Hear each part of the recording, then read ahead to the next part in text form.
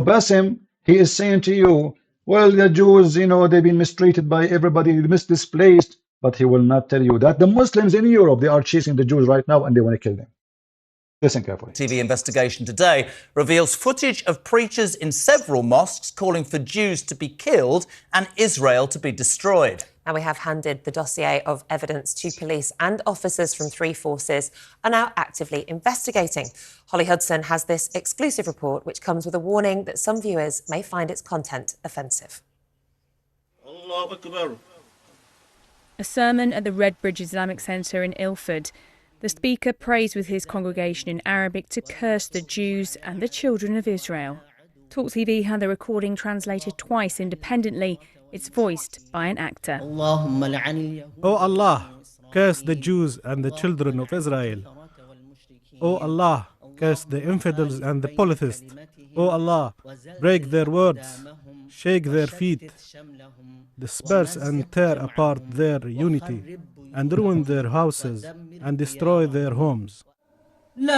And from London to Liverpool. If the 2 billion just marched on Israel, it's all over. You spat in the direction of Israel, 2 billion, it's all over. To Birmingham. The stones will speak and say, "Oh Muslim, behind me there is a Yahudi, come and kill him." Preachers at mosques across Britain. Did you hear what he said? Guys, just focus with my topic and stop talking about the broadcast and copyright. Otherwise, I will start blocking. I'm not here to hear from you about stupid things. Either you are here to focus with me on the topic, or you are here just to chat and entertain yourself. Focus. So, this guy, he said, the stone will tell you there's a Jew behind me, kill him. Who is the one who said, time will come and the stone will say there's a Jew behind me, kill him? That is Muhammad. At that time, there was no Israel. At that time, there's no state of Israel. The Christian, then how they get rich? That's a nice mistreatment. Who wanna mistreat me? If the Jews, they've been given the chance to do banking business, that means the Christian, they said, okay, none of our business to force on them our law. So the Christians cannot do interest. Those are Christians. So they are free to do any business they want. They did not force them to work in the money business, no. But because the law does not go for them, because they aren't Christian, that means the Christians are not forcing their own law on someone he is not a Christian. How that can be discrimination? But in fact, is the opposite in Islamic countries. Can a Christian eat in the street on the month of Ramadan? Oh no. Can a Christian do whatever he wishes as a business? Like, can a Christian, even live in Saudi Arabia? Well, let us say a Christian, he want to make a farm of pigs in Kuwait. What if he want to open, he decide to sell alcohol? Can he do that? So look at the discrimination. The Jews in Europe, because they are Jews, the Christian did not force their own rules on them. The rules only go for a Christian. If you're a Christian, you cannot work and do this. You cannot give mortgage with interest. Because he's a Jew, well, he can do as he wish. Because simply, he is no Christian. He is not to be forced to do any business he don't like. Do you see how it's the opposite? Are you with me? And now those are Muslims in Europe. If the story is about Israel, why they are not just attacking the state of Israel as a government? Why they are talking about killing the Jews?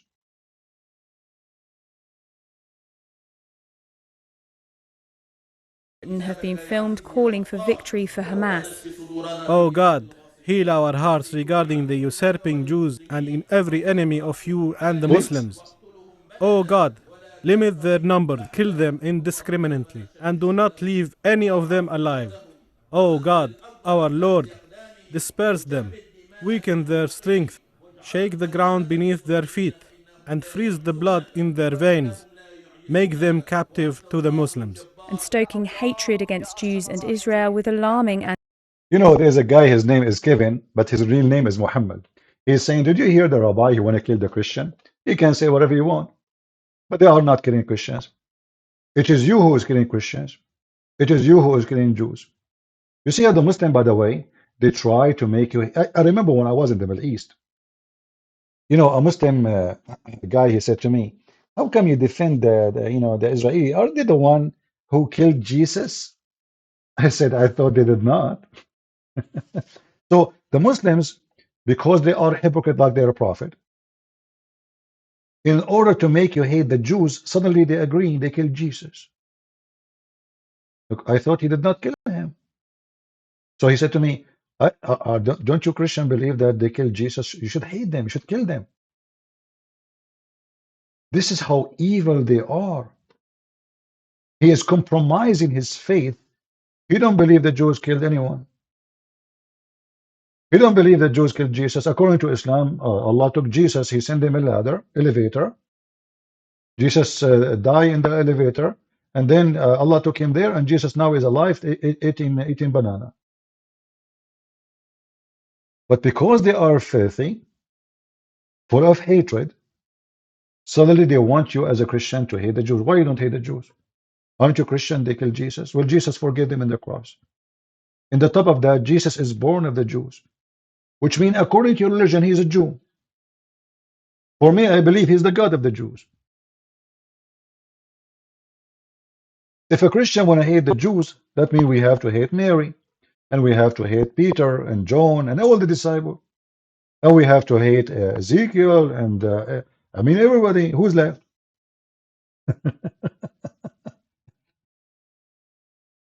Almost every single name in our book is a name of a Jew. Is that correct, people?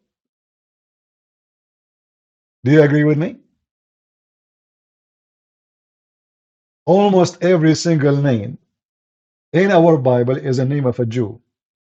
Even the word Yeshua is a Jewish Hebrew word. Am I lying? Even the word Messiah, which the Muslim they use, is a Hebrew Jewish word. 47. And it says it clearly, children of Israel. Do you see it? Do you see it? So the Muslim, they say to you that the Jews, they think they are the favorite and they are the chosen people and they are like, you know, discriminate other nations. They think they are higher, they have a blue blood, and the rest is donkeys. And this is what the Muslim believe, actually. Muhammad later, he said the opposite. He said the Muslims are the highest and the Jews and the Christians are the lowest. But here, Muhammad was in this stage trying to convince the Christian and the Jews that he is not against them.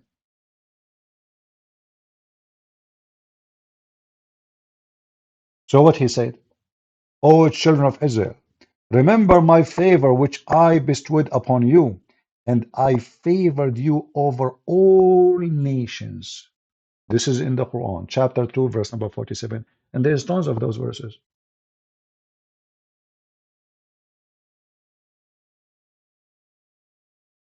When the Jews refused to believe in Muhammad, he changed his tone. The Jews became monkeys, they became pigs, the worst of the creatures, and the Christians too. If we go here, you will see, if we ask this guy Bassem Youssef, who is the reason for the whole drama to happen? He will say to you, Israel.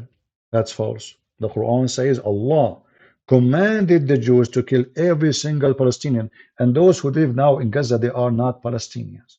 Those are the Arab. If you ask any member of Hamas, who are you? They will say we are Arab. Well, the Palestinians are not Arab. They don't speak Arabic, and their language is not Arabic. Palestinians are not Arab. The first time the Arabic language entered the Middle East in that territory is in the time of the Caliphate Abdul Malik ibn Marwan. You can search his name, Abdul Malik. ibn Marwan. And you will find, the first thing you will find, that one of his establishment is to change the language of the land.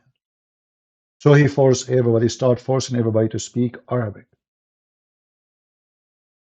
Arabism. So those are not the Palestinians. It's a big fat lie to say that those who live in Gaza are Palestinians. Actually, if you ask them what Gaza means, they do not know. Hey, Muslims, who can tell me what Gaza means? They don't know, because this is an ancient name. Have nothing to do with those people now. Okay, what Palestine mean? They don't know. Do you know who is the one who called the name Palestine? I mean, there was even a country is called Palestine? No. If you go check what and who is the one who gave that name, you will laugh. Those are Arab. And most of them, they are Bedouin who came from Sinai. Arab is not even an ethnic, by the way. Many people who they are ignorant, they think Arab are an ethnic. I'm an Arab, but Arab doesn't mean an ethnic. Arab now is somebody he speak Arabic. But Arab, the origin is someone who live in the desert. Not even an ethnic. And the Palestinians, they are not from the desert. And they are not desert people. There are people who have their own cities and their own towns and villages, and they do farming. In fact, Muhammad, he forbid farming. You see, they say to you that the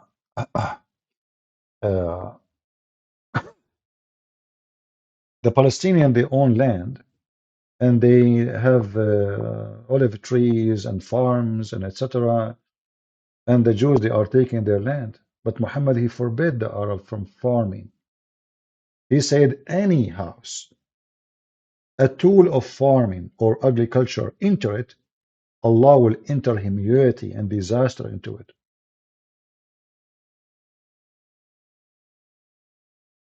If we go in the hadith, as you know, we don't give speeches here. We prove what we say.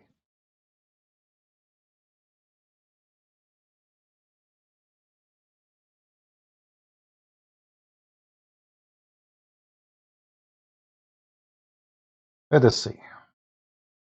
Read with me. And this is Muhammad, this is a very authentic hadith. Muhammad, he saw in a house a tool of farming.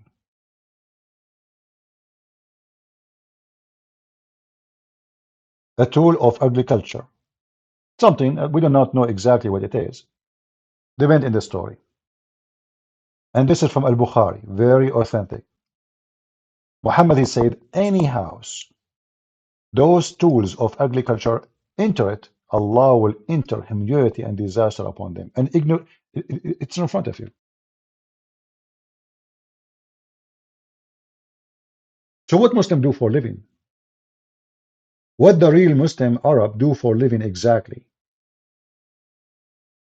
Pirate. Attack the neighbor.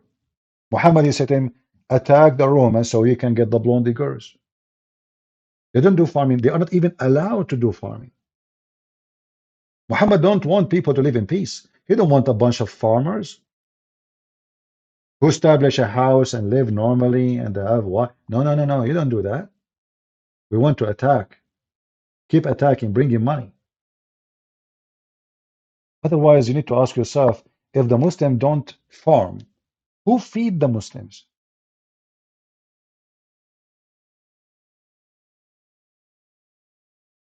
Shouldn't we ask ourselves who is feeding them? If I am a person who don't do farming, okay, that's mean no tomato, no potato, no vegetables, nothing. Who's the one who do farming for me? The slaves. If you go right now and check the massacre of the black people in Basra in Iraq, the Muslims, they brought hundreds of thousands to Iraq of a black African, kidnapped them from Africa. And then the population becomes so big. I'm talking about population of black people in Iraq. And those people, they decide to make a revolution and seek freedom. They said, okay, listen, we became hundreds of thousands. It's time for freedom. So, look like a bunch of those guys, they decide to make a revolution against the white Arab man who brought them into slavery, to kill them, to rape them, to torture them, to use them, and to abuse them. If you search right now for revolution of Zinj,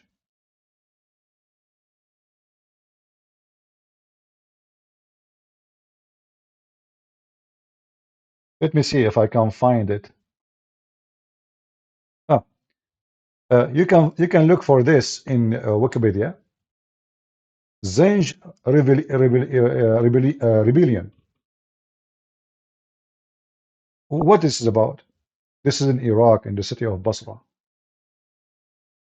And they slaughter every single black person, the white Arab. This is the history which nobody tell you. I saw a Muslim, he was making a speech in YouTube in a city hall, and he was telling them, in this very house, the one who built this house, he used to own slaves. A Muslim giving lectures about owning slaves.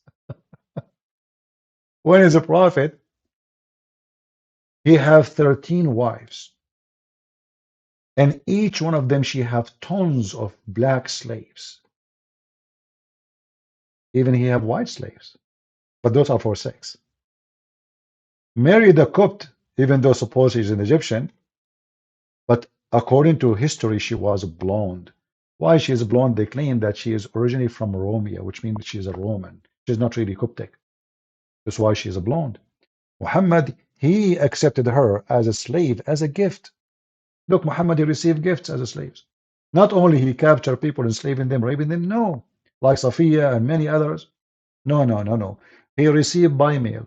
He go to his door, he opened from Amazon, he found a bunch of slaves in a box, and one of them, she is so pretty, he take her to bed. Am I lying, Muslims? So who is the one who feed the Muslims? Who is the one who grow vegetables, crops for them? What they do for a living exactly? Not long time ago, a big sheikh in Egypt, he said, the reason we are getting poor because we stopped doing jihad. What he's talking about? Oh yeah, he said, do you know how rich the European now? Do you know what we can, how much money we can make if we get their women? The video is there in YouTube. Al-Qaradawi, he is one of the biggest sheikhs of Muslims today. He said, if not the sword, Islam is gone long time ago. If not the sword, Islam is dead long time ago. And this is absolutely, I mean, he is the biggest sheikh you have in history for them now. He is the head of the Islamic scholars in the world. And then those potatoes, they come and they give you a speech. And suddenly, a Muslim man from Egypt, who God knows who is his father, that's why he's blonde, claiming that he is the one who is worried about the future of the Jews because of Israel. Saying that Israel is the criminal here, and it's been supported time and time again by the EU, by American administration. I'm not asking for anything that is out of the box. I'm asking them to stop the killing, because let's say 7th of October, worst day ever. Okay, how many people are you going to continue to kill in order to get your revenge? You see, here you notice how this Morgan is an or the sorry, the other guy, how stupid he is. What revenge? This is about revenge now? What do you mean? When your country, Egypt, and more than 25, 30 countries, Muslim countries, even from Pakistan, they come to attack Israel, you were seeking what? Revenge or justice? You will say justice. So when they attack you, they say justice. When you attack them, they say revenge. Same time, give them their hostages. Israel, they gave Hamas 3 weeks. They did not attack right away. Release the hostages and surrender. What Hamas they do? Come to us. Well, they have to go and bring their babies. How many people you need to kill? Stop the killing. He said. They are killing Jews for the last 14 centuries. And Christians too.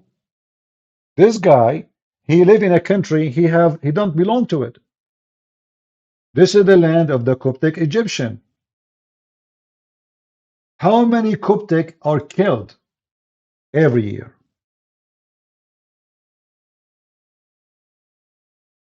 Why you live in Egypt? Who gave you the permission? Isn't it this is the land of the Egyptian, and Egyptian are African and they don't speak Arabic and they are not Arab? How far Egypt is from Saudi Arabia? How come Egypt now is called the Arab Republic of Egypt? They hijack the land, they force people to speak the language, and then they change the name of the country. And now they claim it's an Arab land. But all of us, we knew that this is absolutely false.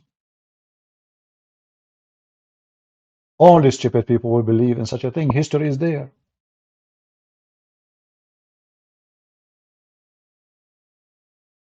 They love to lie.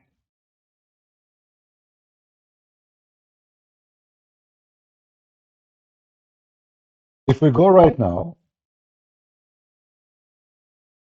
and we search in Google, Prophet Google, peace be upon him, the description of the Jews, how Islam view the Jews. Can we do that? So I did, and you can do the same. But you know, always in English, you will find different stories. As we showed you, those scholars here or sheikhs, they don't see the same when they speak English. They are in London. They never speak as they speak in Arabic. In English, they don't say anything of this. In Arabic, they are making a speech to kill the Jews, all the Jews. Anti-Semitic rhetoric. O Revenger, revenge from the oppressive aggressor occupying Zionists. O Allah, shake the earth beneath them. O Allah, limit their number, kill them indiscriminately, and do not leave any of them alive. Rhetoric that in some cases is as violent as that of Abu Hamza, the known hate preacher who delivered sermons at Finsbury Park Mosque. The reason the Muslim, they can say those things as they wish in England, because England, there's no government, there's no police in England. The king is a potato, the government is a scumbag, the police are even worried about their life, and the Muslims are taking over the street. So a tiny minority in the country are in control of the country. Like, look at this now. After all this report with the evidence, did the British government make any arrest? No. Did they deport anybody? No. Did they bring anyone to the state to police station and says, what are you saying? No. So we can ask people to kill the Jews. We can ask people to do genocide to the Jews. And we'll come to London. In London, you can't say that. Why not? The king and the royal family are busy receiving gifts from the Arab. The wife of the king, she is a whore. Even her last boyfriend was a Muslim. They are so desperate for money. Wherever the money comes from, they kiss the ass of the person who have the money. The previous queen, which everybody call her queen, and they say she was a good woman, she used to go every few months to the Middle East. For what? Just to receive gifts, very priceless jewelries. What the Queen of England have to do with the Arab? I mean, what they share? Nothing. Culture, civilization, language, religion, what they share? Why you keep going there? They are a very corrupt family. What about the government? A bunch of scumbag too. They open their land for immigration to the point nobody knows who live in England. I mean, who knows who live in England? Nobody. There's no border. There's nothing. And then not only that, you come to England, they give you free insurance, free school, free housing, free, and those are stupid rich people. They work like donkeys, so they can pay for people they do not even know their name. And then when you ask the Muslims, what do you think of the rich people? They say kuffar, infidel pigs, filthy, disgusting. So they come to your land, they enjoy your food, they take your money, they threaten your kids, and you sit like a potato. You don't even arrest those who they are teaching hate. Their police don't even have guns.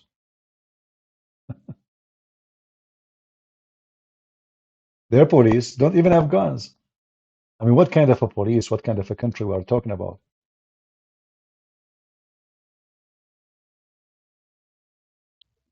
Is that a country?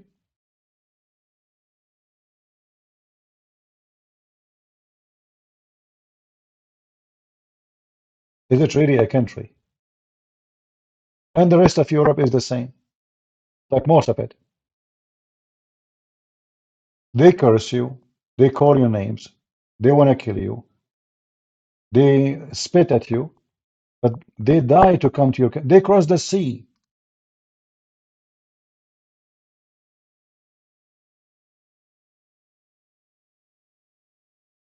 And if we go to any Islamic website to see how they describe the Jews, you will see all of them. They describe the Jews are the most evil people ever.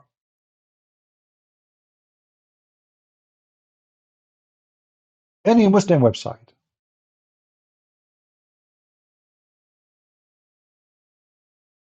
The Muslims in Iran, every morning they say death to America, death to Israel. Nobody speak about genocide. Well, Muslim can't do that. Imagine if a Christian, they open a school somewhere, not a country, a school, like a principal, he teach the kids, he says, say with me, death to Saudi Arabia, death to Pakistan, death, you know, it's you cannot do that. But the Muslims, they can. How the Quran describe the Jews? This is Ibn Kathir. And this is the Quran, not my words. I'm just showing you a little bit of what Islam teach about the Jews. Chapter 4, verse number 159. I will give you the link because it's in English. So you can read yourself and you can educate yourself if you are seeking education. You will see that the whole story is about how bad the Jews is. The crimes of the Jews. There's no Israel at that time. There's no Israel. What crime exactly we are talking about? Muhammad, he killed them. Muhammad, he took their land. Muhammad, he raped their women. Muhammad, he burned their trees. Muhammad, he tortured them. And now here it says the crime of the Jews.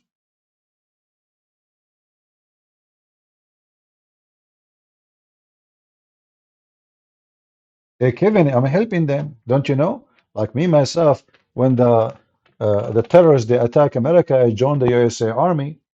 Don't you know? Maybe I did not tell you, Kevin.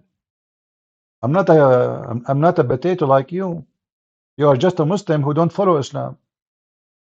When it's time to defend ourselves, we are the men. You are not. You run. You go like a rat in the tunnel. When you come to women and children, you are a hero and you record yourself. Allahu Akbar. When you meet the real army, you hide like a rat. All of you. When the Israeli army went to Beirut, all the way to Beirut, where is Yasser Arafat? You know, guys, in Lebanon, the Israeli army, they landed in the highway and they captured a big sheikh for Hezbollah. And even the Israeli army, they landed and they have dogs with them. I mean, they are coming for like a hunting trip. And you believe it or not, not a single terrorist from Hezbollah appeared. They got the guy. They got his bodyguard. They took everybody. They put them in the helicopter. They fly. They walk in the street before that to check around. Then they fly. And then 15 minutes after the Israeli left, Hezbollah fighters, they came in the street and they start shooting at there's nobody. They're gone. The crimes of the Jews. Who's talking? The Quran. The sin mentioned here among many sins that the Jews committed, which caused them to be cursed and removed far away from the right guidance. The Jews broke the promise and vows to Allah took from them, and also reject Allah ayat, mean his signs and his proofs and his miracle. They are talking about what? Muhammad. You see the crimes? Are you with me? There was no Israel at that time. But they are talking about the crimes of the Jews. And they killed prophets. If you ask Muslims, okay, who is the prophet they killed? They cannot give you a name. Hey, Kevin, you are the only Muslim here, maybe, properly. Can you give me the name of the prophet the Jews killed? I'm not saying according to our book. I'm saying according to your book. Give me the name of the prophet the Jews they killed. Go ahead. What Muhammad is talking about? According to Islam, even Jesus was not killed by them. So they killed who?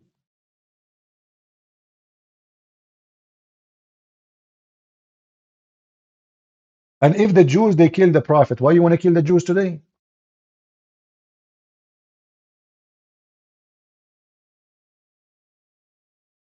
Isn't it the Arab?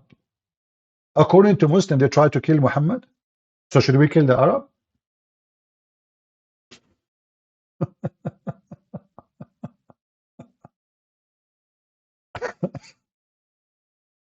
Now the description of the Jews.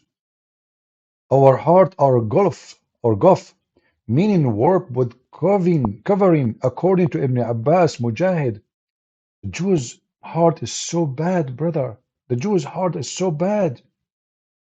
Our heart under covering from that which you invite us. And then look what the Quran says. Nay, Allah set a seal upon their heart because of their disbelief. What the heck? Look at this. So if somebody disbelieve, you set a seal in his heart so you not believe?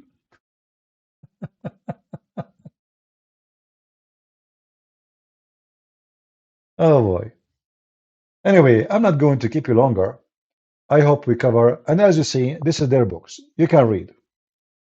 The evil accusation of the Jews uttered against Maryam. Suddenly the Muslims, they defend Jesus now. The Muslims, they seek revenge for Jesus. They kill the Christian, they make fun of Jesus, and they spit at Jesus, and now they are the one who want to defend Jesus. The Jews, they say we killed Jesus. They are proud of it. Suddenly Muhammad now defending Jesus. Can you believe it?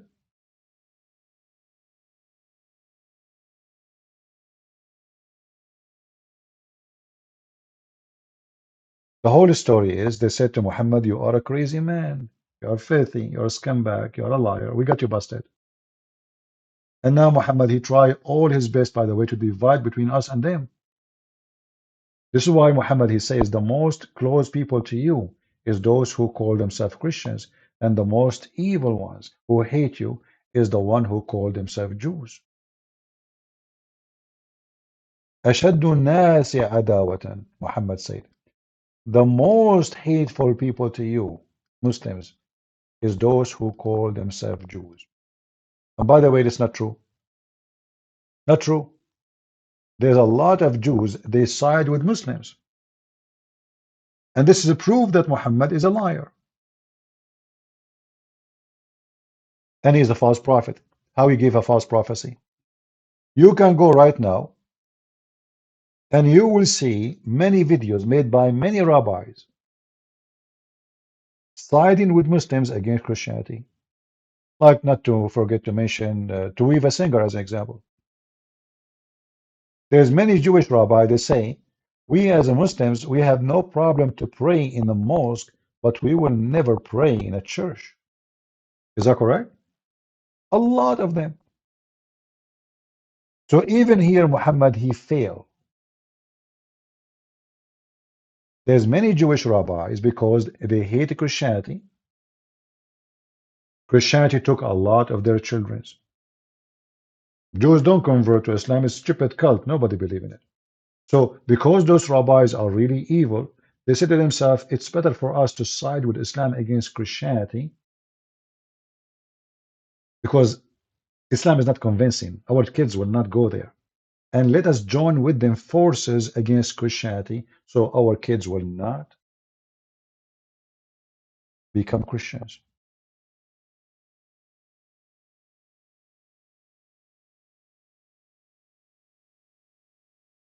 So the Muslims, no.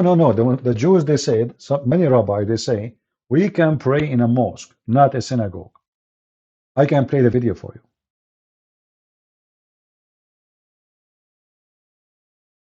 Many Jewish rabbis, they claim that the Muslims' God is the same as their God, which is false because the Muslim God, his name is not the same. He is not a spirit. And everything about him is different from the God of the Bible, you know? Even heaven, nature, everything. But because of those, rabbis who they have hatred to Christianity, like the enemy of my enemy is my friend. You know what I mean?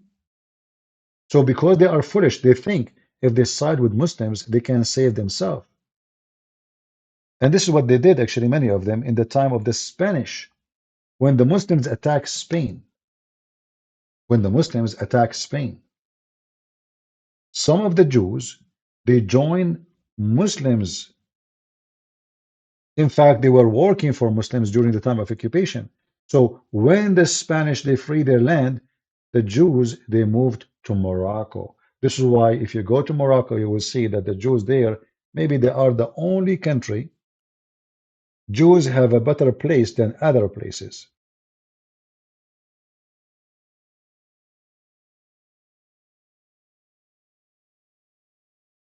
So the Muslim, they use those Jews. This is why you see this man, Yusuf, is using those Jews who say not in my name to attack the Jews. For us, we expose every liar. Doesn't matter. He is a Jew, he's a Christian, he is a Hindu, he is a Buddha. Doesn't matter.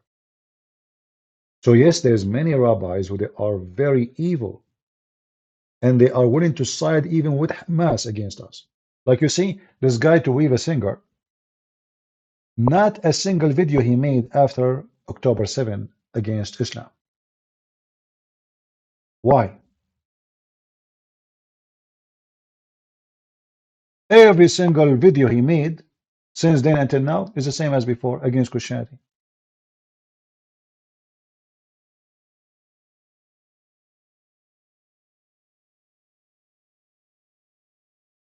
He defend Muhammad. He never speak negative about Islam. And he never made one video. I mean, come on, there's 1,400 Jews being murdered. Why in the world this guy don't open his mouth? Aren't you a Jew for God's sake? Well, no, he's not. He's a businessman.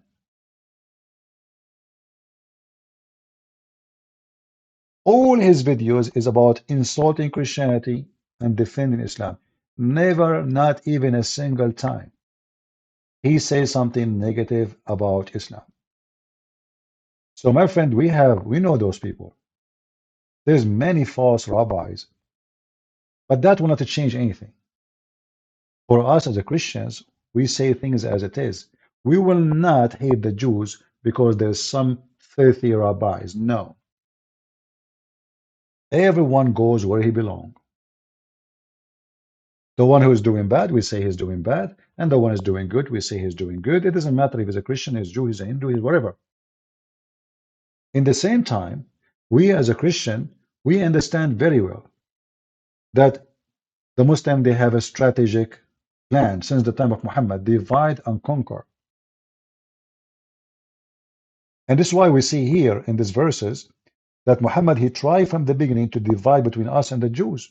So he said, the more you will find the people most hostile toward believers are the Jews and the polytheists. And you will find the nearest in affection toward the believers are those who say we are Christians.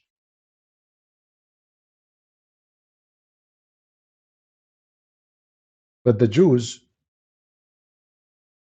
after Muhammad, until now, they never have any. I mean, Israel is a new state. It's not the same old state of Israel. They never had a war with the Muslims. They never attacked the Muslims. So Muhammad talking about a false prophet. A false prophet is a false prophet. Reality says the Jews, they prefer to deal with Muslims over Christians. It's a fact.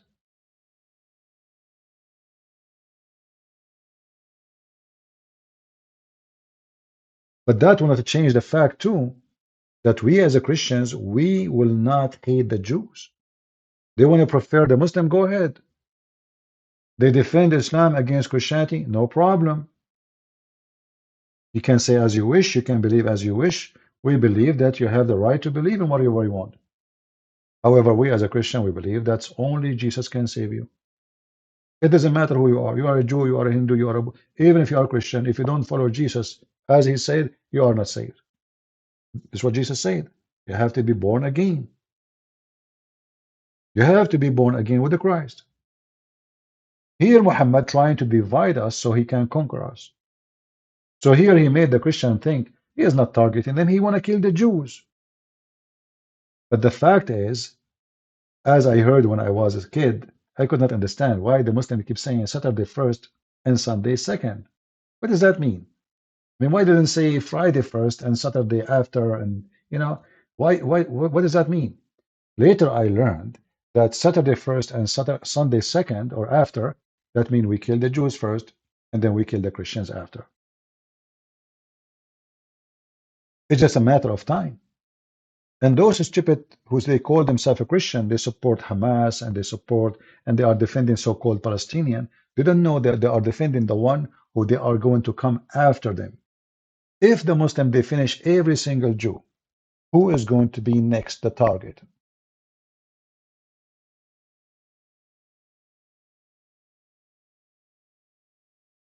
You know the answer.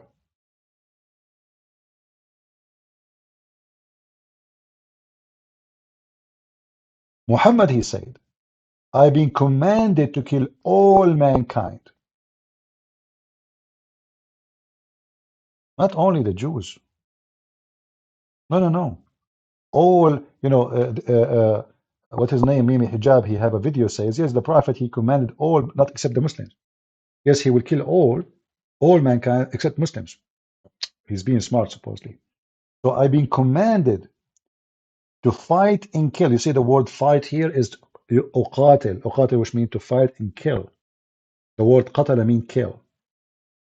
This is what the word uqatil means. Uqatil is a verb of continue attack, of going to attack you. Until. So if you are a Hindu, Muslims being commanded to kill you. If you are an atheist, they will kill you. If you are a Buddhist, they will kill you. It doesn't matter. If you are not a Muslim, they will kill you. It's in front of you. Not only that, Muhammad, he made it clear that nothing can protect your blood and your money, which means they will rape your wife, they will take your kids, they will take your property. Nothing will protect you from my hand. Nothing will save your blood and your property except converting to Islam. So the threat of Islam is not only for the Jews, the threat of Islam is a global. This is a global terrorist, satanic belief. It's a gang belief. Not only that, Muhammad, he claimed that the best of mankind is the Muslims because they will bring you with the chain around your neck like a dog. You see, I am not a person who makes speeches. I show whatever I say. They make speeches, I don't. If any one of you can say I'm lying, get me busted, please. Is that your prophet saying that? You are the best of people ever raised for the benefit of mankind. This is the Muslim translation. This is the Muslim website. This is the Quran, chapter 3, verse 110. It's not Christian Prince. What does that mean? You know, it sounds good, actually. The benefit of mankind? It doesn't say harm. It says benefit. But look what it says after. The best for mankind are those who bring them with the chain round their necks till they embrace Islam. Do you see it? Do you see it, people? Does it say the benefit of mankind? Which means who is the target? People tell me, who is the target? Is the target only the Jews? Or the target is every single human being?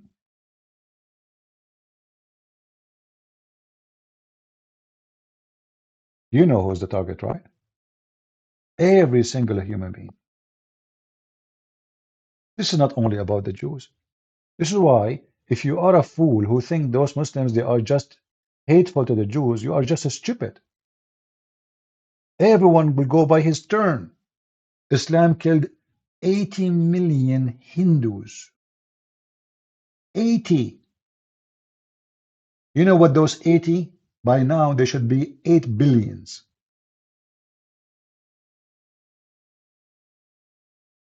Islam occupied all the way to China. Islam took all of Europe. Islam took Spain. Islam arrived to France. I'm not joking. This is history, and history will repeat itself.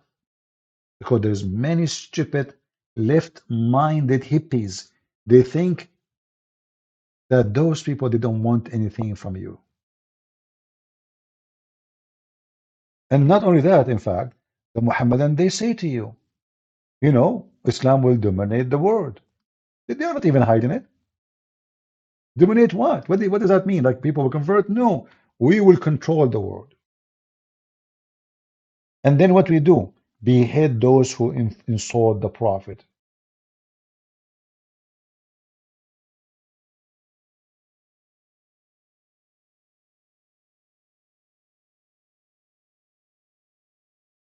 You can go right now and search for images. You will find tons of them. Muslims are not hiding their target.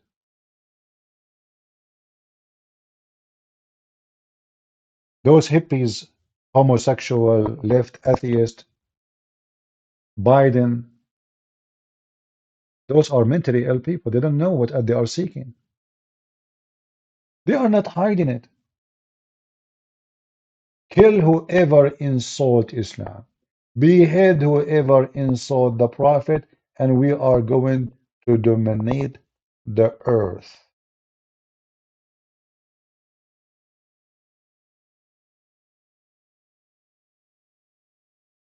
Jihad, Islam, kill, hate the Christians, hate the Jews, hate the atheists, hate the Hindus, and then the stupid left in America and in Europe, those hippie with colored hair and rings in their nose, ring in their toes, they have ring everywhere. But doesn't ring a bell for them. All the signs, all the act. I mean, just Just until now, we have ISIS. We have thousands of video of beheading and killing and slaughter. No, does not present Islam, but this is Muhammad teaching. Name for me one thing ISIS did and Muhammad did not do. Can you? It is one thing ISIS did and Muhammad did not do.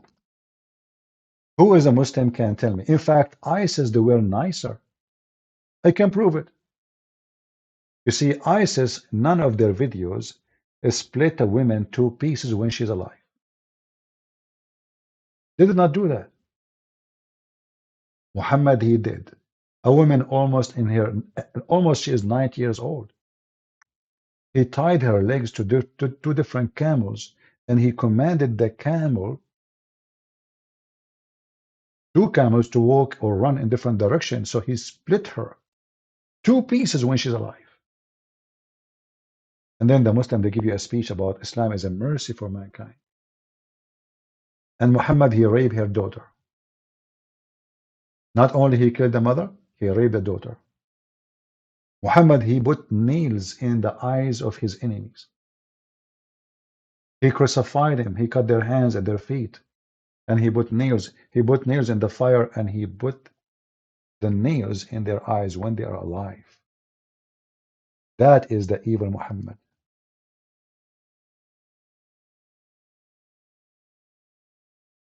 An image nobody wants you to see. If we make a movie about that, and by the way, if you read the story, the Muslim, they will say to you, oh, they killed the shepherd and they take animals. Those are their animals. Those are people who converted to Islam. When they came to convert, Muhammad, he told them, let your sheep go there. So he took their animals. He took their camels. He said, what? I mean, we converted to Islam. We did not agree. You can take our money. So they went to the shepherd, which Muhammad, he hired to guard those animals. They told him, give us our animals. He refused. They fought with him. They killed him, and they ran with their animals. What Muhammad, he did? Read it. He crucified them.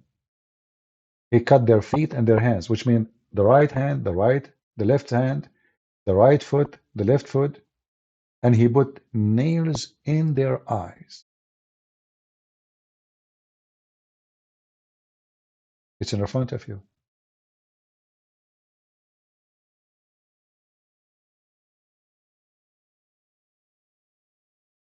The prophet of mercy. And then the Muhammadan, they try to tell you that they are people who follow a merciful prophet. Islam is a religion of peace, and Islam means peace, which is absolutely false. Islam means surrender. Do we have any Muslim would like to call me? My Skype is open. If you are new here, don't forget to subscribe. How is the sound going, guys? Is it good? Is the sound going good? As you see here, we don't make speeches like those people. Those people make speeches like those, those TV program, or they are deceiving. They are deceiving. So this guy, in his show, he bring you people who they are manipulating the truth, fabricating history, flipping everything upside down, and he sit like a mule. You see, I don't mind if this guy he join me live on air right now. I will be happy to have him, because I will get him busted. That will be actually a gift for me. But those programs, what they do, they bring a guy and he switch history upside down. He make the black white and the white black and the yellow is red and the red is blue, and they switch everything. They fabricate everything, and they don't say what. No, hold on. What you said is not true. No, they said they're submissive. They have. I mean, if you go actually in the beginning of the video, The first thing, I do not know this guy. I never saw him before. I'm not talking about the Egyptian Muslim guy, the Arab. He's not Egyptian, actually. He's a Muslim Arab. Look at him. A clear sign of stupidity in his face.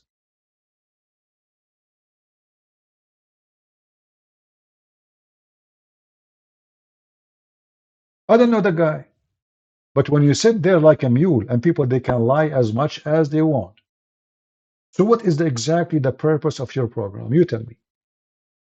Let us say I have a TV station. I bring someone to say the earth is flat.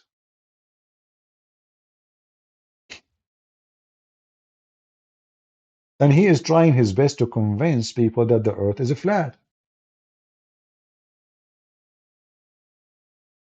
So don't you think I'm trying to help him to convince more people that the earth is flat by having him? Especially if I don't oppose what he's saying?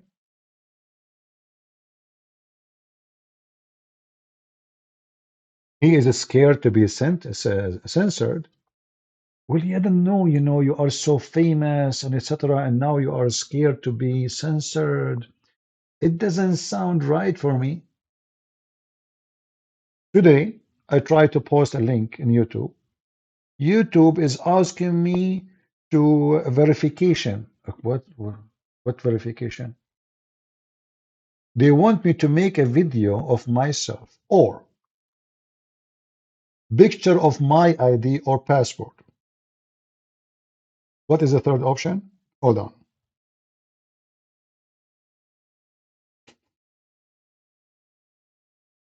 It is really hilarious.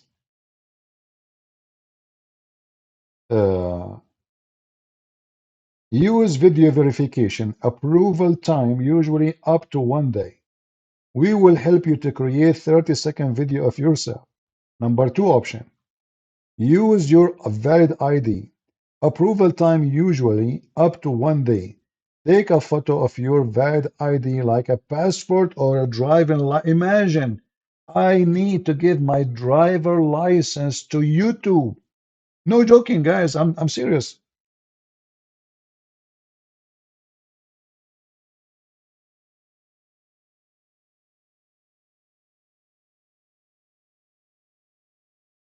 All of this because I want to post a link in my channel, which have more than 156,000.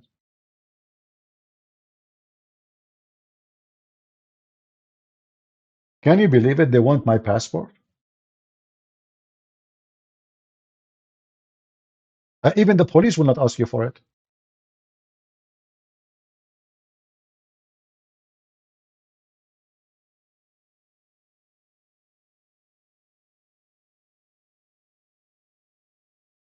And the funny, yeah, I mean, YouTube, they know who I am. I mean, you see, do you think Google have my emails, Google have my address, Google have my phone, Google have everything.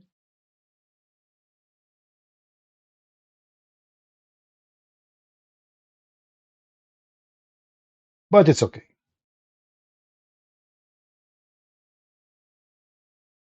We will get them busted, doesn't matter where. And it's too late to make me nobody. It is too late. My books is all around the world. My videos is everywhere in YouTube. Not a single Muslim in the world did not hear about me. And you think, you stupid YouTube, you can stop me? I can open a channel right now. And I will have many people, they are going to subscribe. I can start from scratch, so what? Who care? But we are here to get you busted anyway.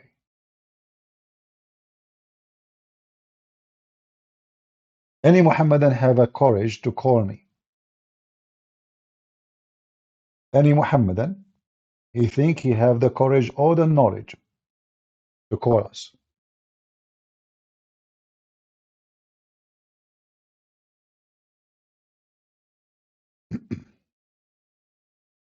Any Abdul? Who is a person, he is a Muslim, he lied to get me busted about something I said. Maybe I'm lying. Anyone? Don't you think you Muslims, you can get me busted?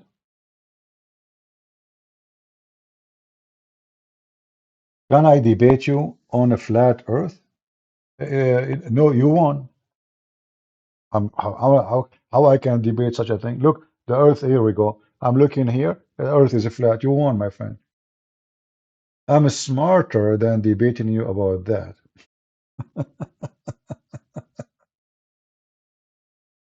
I don't have time for idiots.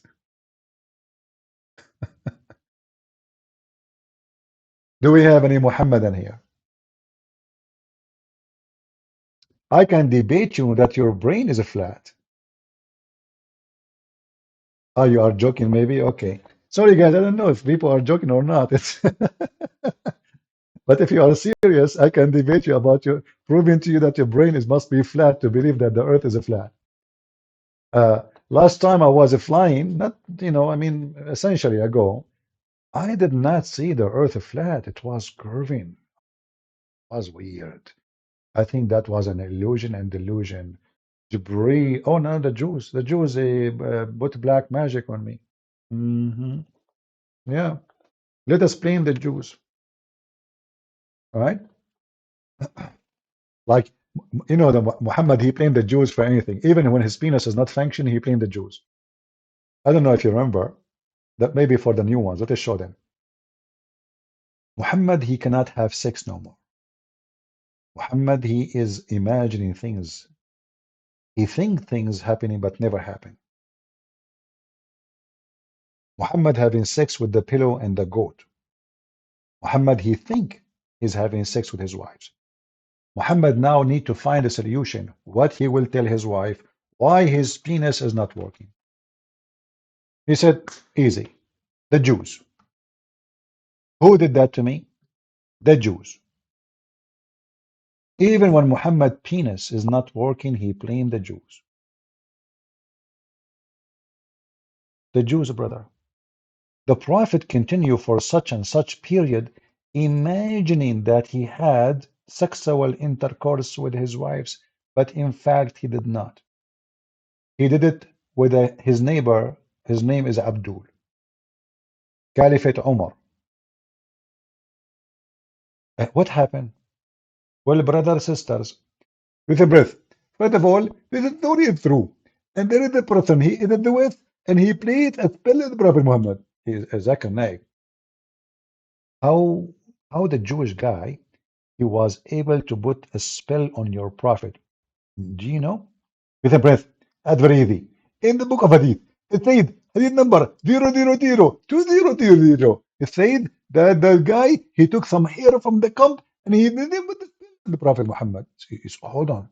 So the Prophet, he was controlled by a Jew who was able to obtain some hair from the anus of your Prophet. Question breath. First of all, the Hadith did not say where the hair coming from. Therefore, we are not sure. It's from his anus or from his nose. Okay, what anus or nose? Okay, where he get the hair from? Is like your Prophet, he used to go to a barber shop. There's no barber shop at that time. So how the Jewish guy, he got the hair? Muslims, anyone can explain it to us? Hmm? They blame the Jews for anything. Muhammad cannot have sex. They blame the Jews. Muhammad, he is delusional. They blame the Jews. If we search right now in YouTube, you will find tons of videos. Black magic on the Prophet.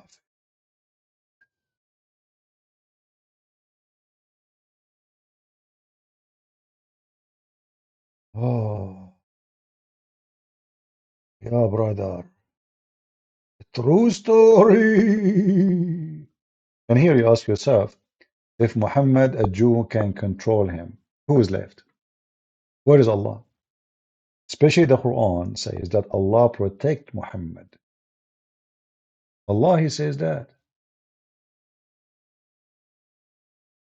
So did Allah really protect Muhammad? Obviously they did not.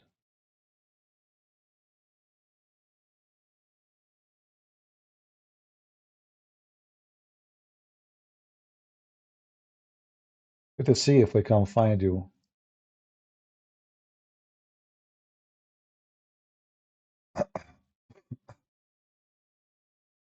Uh,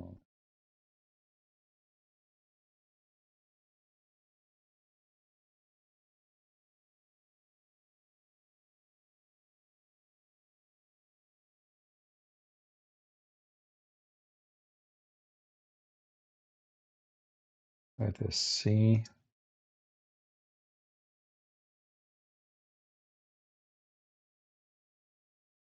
Dr. Zakir Naik, he asked answer about black magic.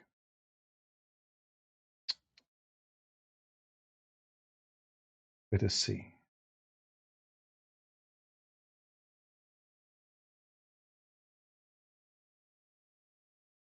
I want to see the one we're speaking about, the black magic on Muhammad.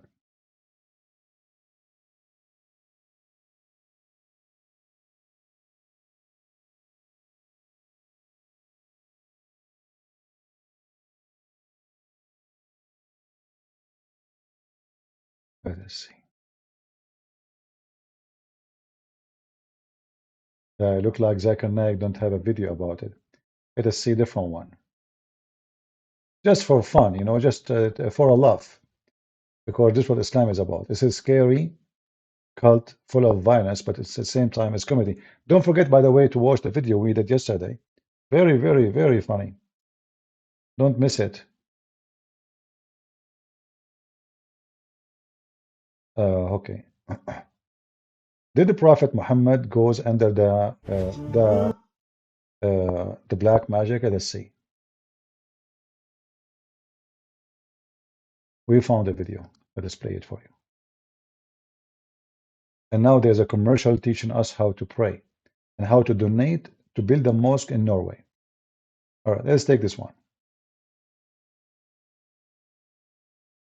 But let us see. I don't know why, for some reason, the videos look so big. Okay, hold on. Let us do this. The page look weird. So maybe if we extend here. I'm just trying to fix the video size. For some reason, it look weird. Let's try.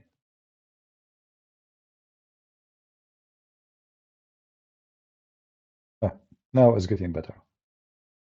So look at this. Somebody asking about the Prophet and the black magic. Listen carefully. That you heard that magic is a fact and the Prophet ﷺ suffered from magic. It is true. And what happened to him and the Sharia during the Wahy, during the time where he was under the magical spell. Number one, the hadith, which indicates that the Prophet ﷺ suffered from a magical spell, is a sound hadith. And it was for a whole month, and it affected him ﷺ, but it does. By the way, here the numbers is depend in the story, as Muslims they like to tell. So some they say to you 12 months, because the guy he made the 12 knots on Muhammad. Took Allah 12 months to open the 12 knots, which means 1 month each. Here it's 1 month only. Other stories 6 months. Depend who's, you know, they can change the number as they wish. But it doesn't matter really.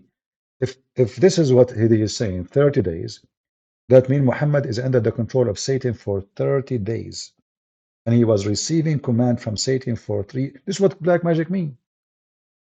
What black magic mean? Who's the one in control? Does not affect, it did not affect his da'wah and his. It did not affect his da'wah, affect his penis only. Is the wahy that he received.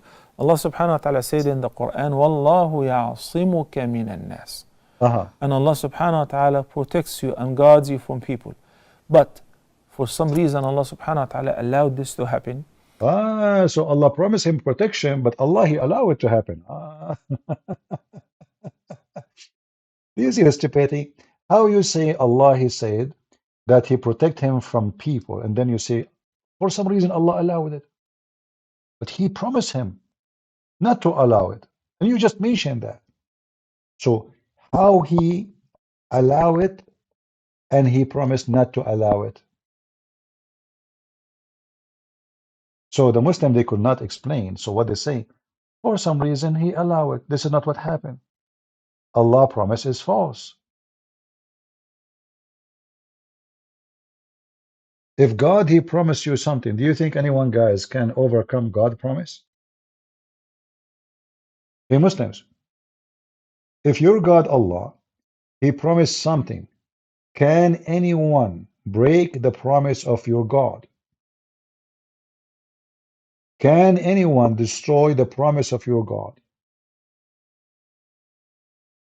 Well, if there is a Muslim he want to call, he can call me. Skype is open. Oh, we have somebody trying to contact us. Let us see. My housemate is a Muslim. I am a Christian. Okay, no problem.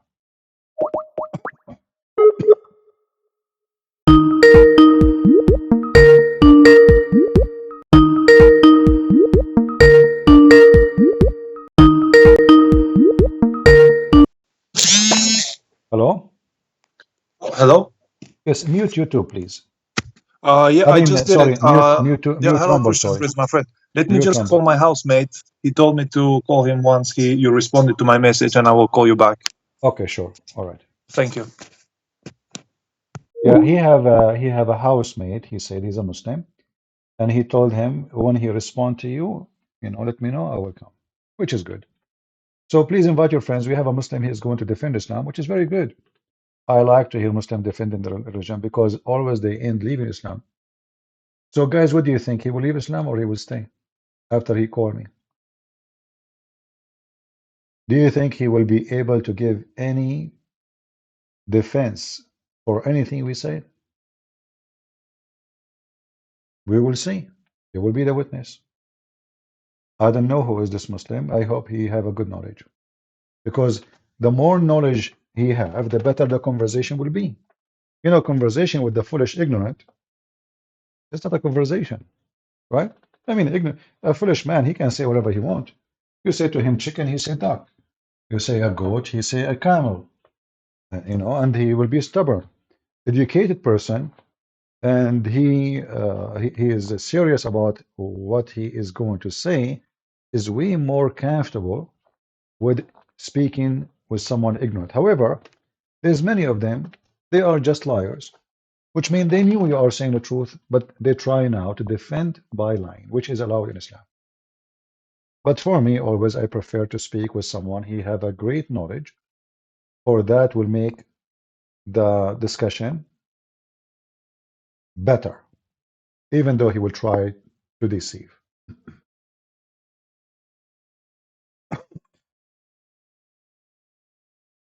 We are waiting for them to call us. He's calling his housemate,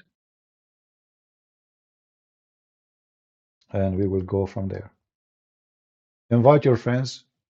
Look like we will have a hot discussion with I am assuming that he have something to say. Otherwise, he will not step in, right? There's no way he do nothing, and he is going to debate me or argue with me.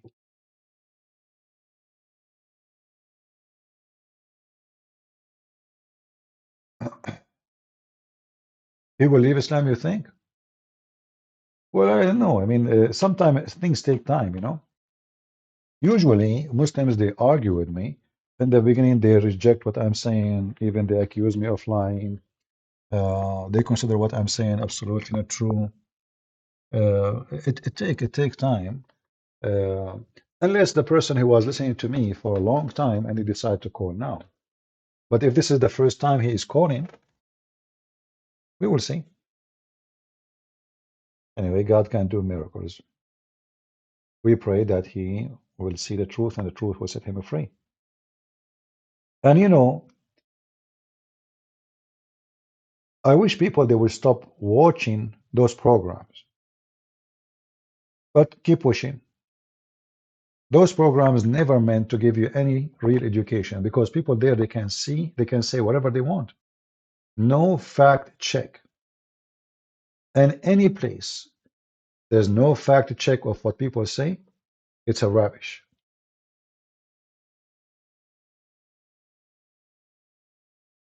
If you want to be educated, if you are seeking education, always do fact check what people say, including me. If I say something to you and I cannot prove it, that means this is a speech in the wind. What is do you have a proof? If they cannot provide a statement solid with the proof, this means this is just a statement, it's false usually. And those programs, they are not based in any fact check. It's just to make a show. It's just to bring more viewers. And they are successful. Morgan and all those, And I noticed that even in their program, they invite a Muslim, they make the Muslim happy. They invite the Christian, they try to make the Christian like there's no really challenges in the, it's just to make it a little bit hot, but in the same time to bring them back. Do you remember the ABN TV? The one I used to be invited to do debate Muslims? The reason I stopped going to their TV, they told, like, when I was debating, as example, Al-Husseini, or even this guy, Rashad Khalifa, the one who took his position after him. His name is Adib. So before I go live, they told me, please be nice to them. We want them to come back. I said, what hold on. What do you mean? He said, you are so tough, and we don't want you to just to destroy him like this. We want them to come back. I said, so what? So what they want simply is to create a show like those, to attract a viewer from Christians and Muslims, but no truth is there. Like, you see something, but don't hit in the head. Like, you don't have to slaughter the liar. So little. So I said, I can, you invite me, you know who I am. I don't sugarcoat things. I say things as it is. And then I decide after that not to go. I send them a long email. I saying, I'm not going to be. Don't please even invite me for once. Not even once. Don't think about it.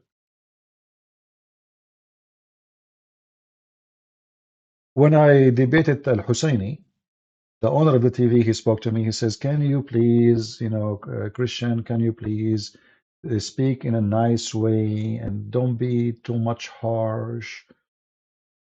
I said, but me is me. If I don't speak in this way, I will not be me. So don't invite me. Invite somebody else. And and actually, I tried my best, by the way, to be easy, like, let us say, not insulting, but in the same time, I cannot be not saying the truth. And you know what happened in the debate. The guy was jumping like a monkey, and he started calling me Zionist. Yeah. I don't know what happened to our friend. Let us see. Is he texting me back? And then no. Oh, we have missed call. Hold on. Sorry, he's trying to call me.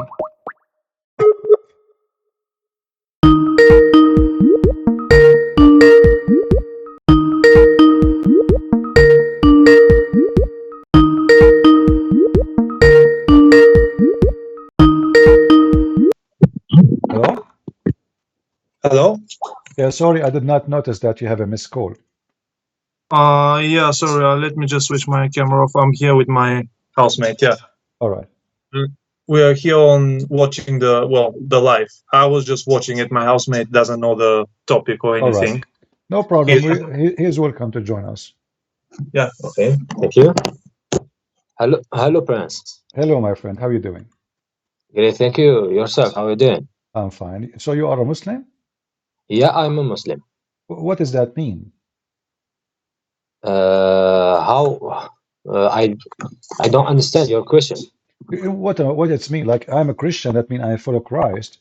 When you say you are a Muslim, you follow whom? I follow Allah. Who is Allah? Allah is our creator. How you know? How you know he is the creator?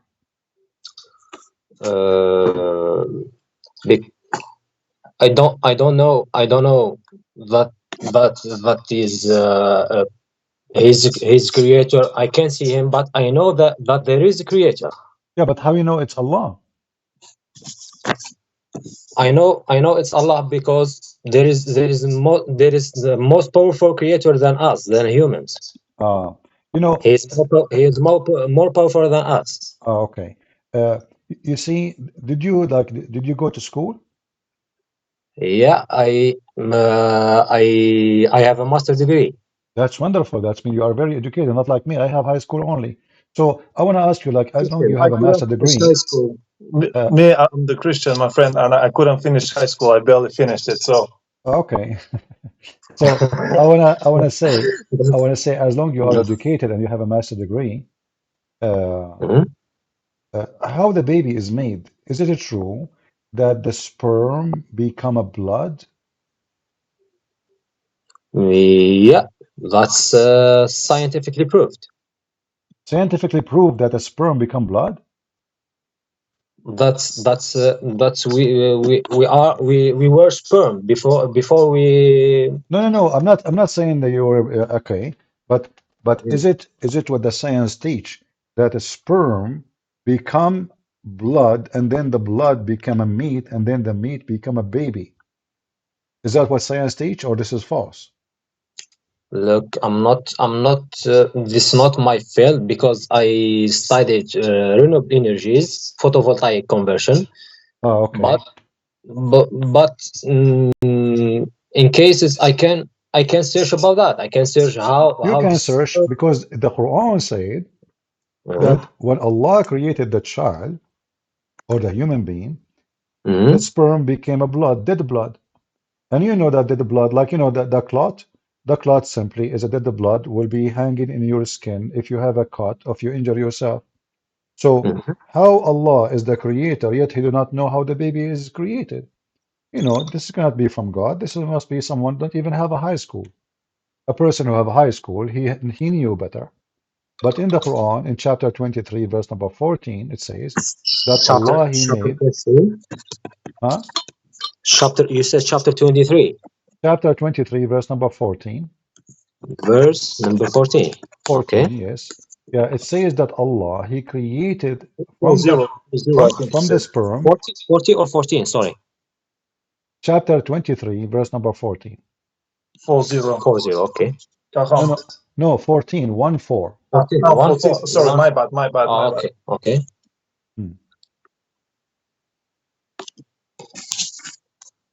Hello? Yeah, I hear you. Okay. I'm hearing you. I'm following you. Okay. All right. So if this is scientifically proven to be false, that means the one who made the Quran cannot be God. What do you think?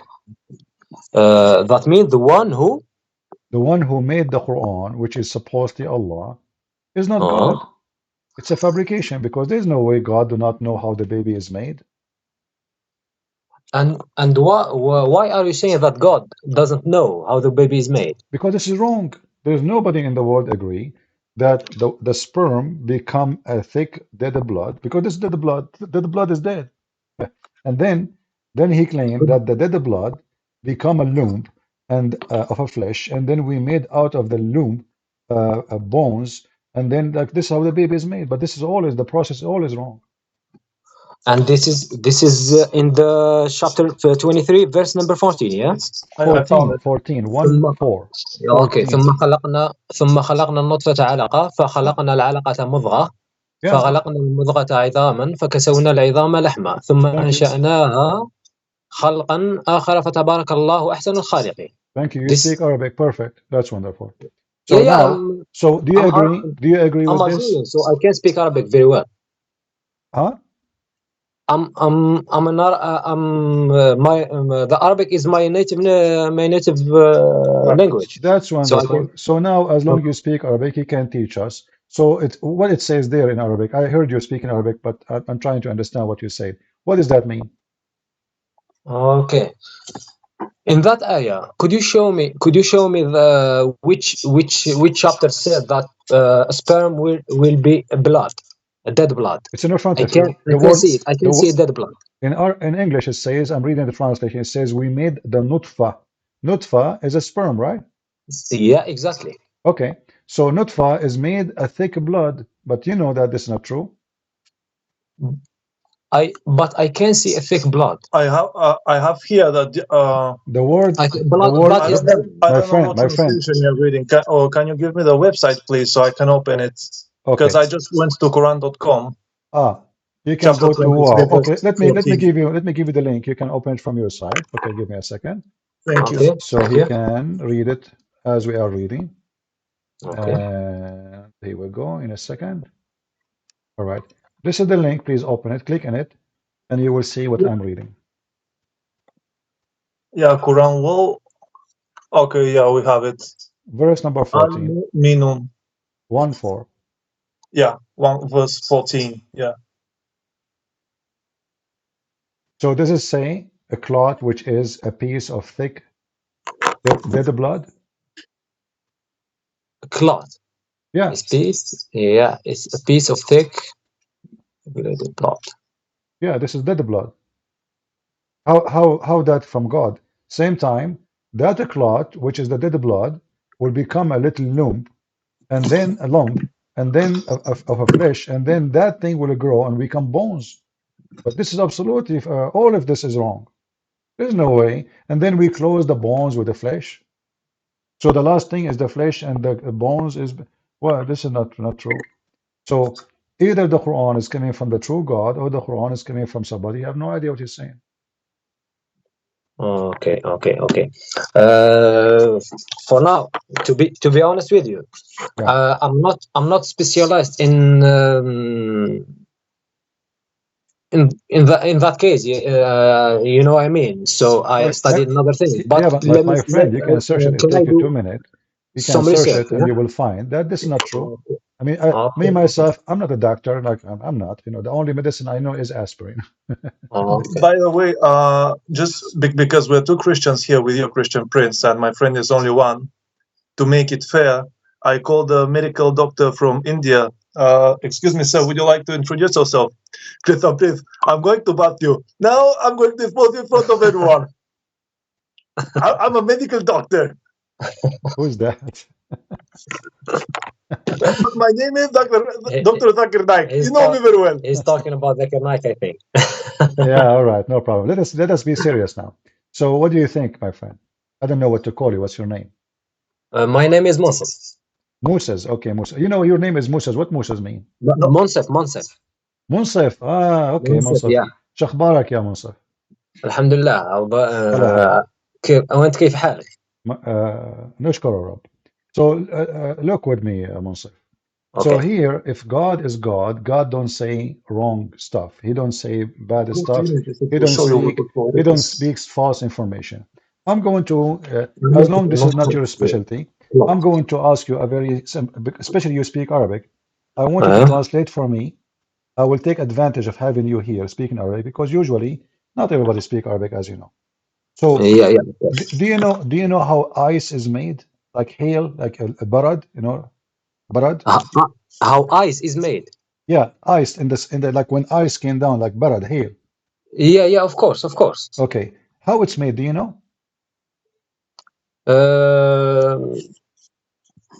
يعني عندي يعني معلومات قليلة. I have a little bit information about that. Tell me the information you know. The cold air and the you are talking about the rain or the ice. البرد. Yeah. Hail. Yeah. Okay. I think it's made when the temperature is very low. Okay. And that's all I know. Yeah, you mean when the rain is coming and the air is so cold, the rain will become ice, correct? Yeah, exactly. So me and you, we agree about that. So how Allah in the Quran, he says, وَيُنْزِلُ مِنَ السَّمَاءِ مِنْ جِبَالٍ فِيهَا مِنْ بَرَدٍ فَيُصِيبُ بِهِ مَنْ يَشَاءُ. And Allah, you translate for us, chapter 24, verse number 43, the same chapter. Chapter 24? Chapter 24, verse number 43. Verse number 43, yeah? 43. Okay. The same page you have it in front of you. Okay. ألم ترى This أن is الله easy. Me and you, we agree that rain, when it's come down, and if it's meet with cold air, the rain will become hail. That's all. But according to the Quran, Allah, He break hail from mountains in heaven, and He throw hail at us. Okay. Let me read it please in Arabic. All right. ألم ترى أن الله يزجي سحابا ثم يؤلف بينه ثم يجعله ركاما فترى الودق يخرج من خلاله وينزل من السماء من جبال فيها من برد فيصيب به من يشاء ويصرفه عن من يشاء يكاد سنا برقه يذهب بالأبصار. Okay. So what do you think? How God, He makes such a mistake? So there is, according to translation here, you can translate for us. Go ahead, translate. Does it say, وَيُنْزِلُ مِنَ السَّمَاءِ مِنْ جِبَالٍ فِيهَا مِنْ بَرَدٍ? Translate for us what it says. What does that mean? Look, Prince. So we are both Arab, and we can see that there is a lot of difficult words here. Yeah. So if you don't mind, let me search more about. No, my friend, this you verse. already, my friend, you already agreed with me. Everybody Yeah. heard you saying, when rain go through cold air, the rain became ice. So you and me agree about it already. So how the Quran says that Allah, He sent hail from mountains in it? Does it say that, or I'm lying? Yeah, I see that, but Okay. I can't understand what is wadaq. Wadaq. Could you tell me what is wadaq? No. Al-wadaq is the you know, like humidity, rain, you know, water. So wadaq is water, yeah? Yeah, so water is coming, and now, but okay, so now, so here in front of us, do you see it says sahab? Right click. When it says sahab. Yeah, sahab, and then rain come, but then he claimed, and after that he continues saying, وَيُنْزِلُ. This is the second part of the sentence. This is not connected right away. وَيُنْزِلُ, and he sent down مِنَ السَّمَاءِ, from the sky, From the sky, min jibalin, so from mountains in it, barad. So according to the verse, and you speak Arabic very well, Allah, He sent down from mountains in heaven, and you agreed about the translation, correct? Look. I know if you translate it like you said, min sama'in min jibalin, it will be like that. It will be like the ice is coming from the mountains. But I'm not specialist. That's what I'm saying. If you can give me just few moments, like 2 minutes, I will be searching. I will help you. I will help you. Can we read the tafsir? Yeah, of course. Okay. And tafsir is made by scholars. I'm not going to ask you to read a tafsir made by someone in YouTube, someone you don't know, you know. So we will go to someone. He have you heard of who? Like, did you hear about Jalalain as an example? Tafsir Ibn Kathir. Ibn Kathir. Okay, let's go to Ibn Kathir. Give me a second. So this is chapter 24, verse number 43. Okay. Okay, give me a second. 24.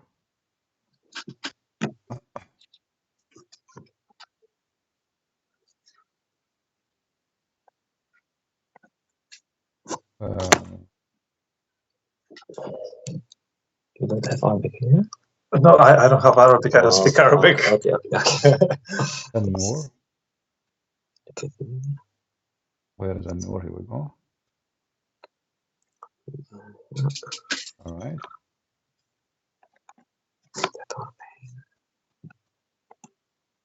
Oh, sorry. I think he might be showing it. He's showing it on the video. Yeah. Yeah, and I will give you the link too, you know, so he can read with us. All right. So here it says, and this is Ibn Kathir. I'm going to give you the link. Okay. So you can open it from your side, so you can have a better view, in case, you know. Here we go. This is Ibn Kathir. This is not my website. This is a Muslim website. And you speak Arabic, you can open Ibn Kathir in Arabic. Okay. Yeah, he sent us the link. Let's open it.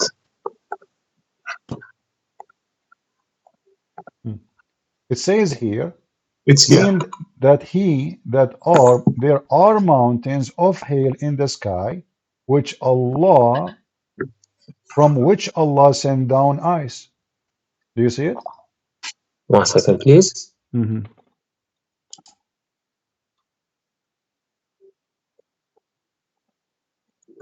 He sends down from the sky and from yeah, I can see. Right. And now if we go to Al-Jalalain, just to show you more reference, or Al-Qurtubi or At-Tabari or anything you wish, we will find that they agree that this is about sending hail from mountains in heaven. This is Tafsir Al-Jalalain. I think you heard about Al-Jalalain, right? Yeah, I heard about it. Yeah. All right. So have you, here it says, read with me, Al-Jalalain. I can give you the link. It says here, from heaven, he sent down hail, and he submitted at the one he don't like. But he submitted from where? Let us see here. It says, he sent down from heaven out of mountains. Do you see it? 1 second. I think. Are you on the video? Let me send you the link. Give me a second. Hold on. Okay. Let me send because you we have several tabs open. That's why. It's all right. I will give you a link. This is Al-Jalalain. So Allah, he sent down from mountains in heaven hail. This is Tafsir Al-Jalalain. Yeah. This is not anyone, Al-Jalalain is a big shot in Islam. It's not a joke, Yeah, I see. Yeah. And you see there it says he sent down from mountains in heaven. So where is the hail is coming from? There is mountains, Jibalin, which is the same as you understand and the same as understand. It says it clearly. I mean, Arabic is so clear. He sent down from mountains in heaven, very clear.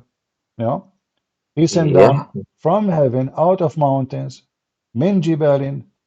So where Allah sent hail from? From mountains, but you know that this is false. So Muhammad here is trying to make himself a prophet who claimed that he knew science, and God told him what we see. But there is no way God he says such a thing. There is no way God do not know how hail is made. What do you think?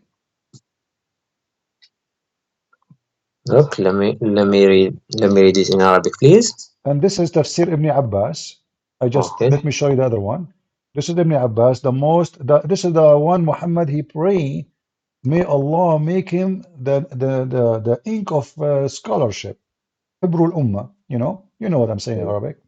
So your prophet he pray that Ibn Abbas will be the best of scholars for the Muslims. So there is no way Ibn Abbas too don't understand, and Ibn Abbas is the cousin of your prophet. So there is no way he don't speak Arabic too, right? Yeah. I see. I send you the link, open it. It says here, so he sent down from heaven mountain wherein is hail. He says he sent down hail from mountains in heaven. Do you see it? 1 second. Between the clouds. Yeah. Okay. Down. How such a thing can be coming from God? If Allah is God, what is this?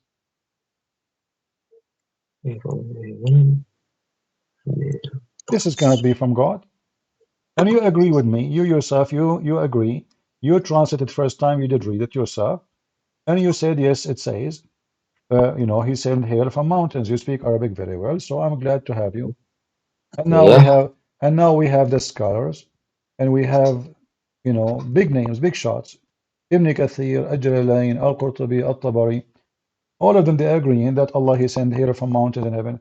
This alone is enough to prove that the one who made the Quran cannot be God. Look, I'm reading the tafsir in Arabic. Yeah, you can read it in Arabic. You can read it in any language you want, no problem. Yeah.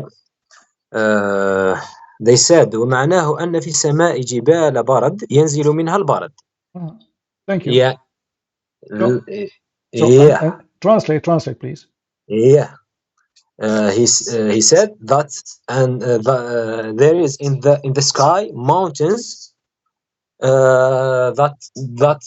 came, the rain came from, or the hail came from. Thank you. So how that can be from God? So let me continue, please. And وأما من جعل الجبال ها هنا عبارة عن سحاب. So he said, no. You see, it says here وَيُنْزِلُ مِنَ السَّمَاءِ مِنْ جِبَالٍ فِيهَا. Yeah. What I'm saying. Let me continue, please. Who is the one? Who is the one saying that? هذا أنا نقرأ في تفسير ابن كثير. Tafsir Ibn Kathir. With Tafsir Ibn Kathir, look what Ibn Kathir is saying. As long as you are reading Ibn Kathir, read carefully with me. Okay. This is Ibn Kathir. He's saying. Shall we go to the video? 1 second. Yeah. No, I gave you the link anyway. It says here. Means there are mountains of hail in the sky, from which Allah He sent down ice. Correct? It says that. And then, as for those who say mountains here is used as a metaphor of a cloud, they think that the second mean also used to describe the place which is the ice coming. So he is saying they think. So he's saying they are wrong. He's not saying he agree. Let me see, please, because I can't. Yeah, I have it in English in front of me. Here we go. This is a translation, so it's for easy translation, or you can read in Arabic. So he is answering those who they think that this goes back to the cloud. This is not him saying that. This is they think. This is what they think. Do you see it? Yeah. This is what they think. Yeah, exactly. Yeah, he's saying this is not metaphor. They think it's a metaphor, but this is not. As for those who say that mountains here is used as metaphor for a cloud. So he's now answering those people who claim that this is metaphor. Those are wrong. But sorry, let me ask you a question, please. If you are saying that Muhammad said that the rain comes from the mountains. Mountains in heaven, not rain. Not rain. Ice. Ice. We are not talking about rain now. We are talking about ice. Okay. Yeah, ice. Yeah. Is how is Muhammad? I can explain myself. Look, if Muhammad said that ice come from mountains in the heaven. Yeah. And this is wrong. You yourself, you told me this is wrong. So how Muhammad can be a prophet then? Yeah, this is absolutely wrong. But let me ask you a question. Okay. He doesn't know that there is sky. Look, we said sahab in English. We know sahab. Everybody knows sahab. Come on, the word sahab is an Arabic word. It exists before Islam. Yeah, exactly. Okay. Yeah. How do you say? Now, give me a second. Tell me in Arabic. I will try to translate. Yeah. The clouds. My friend. I just forgot the name.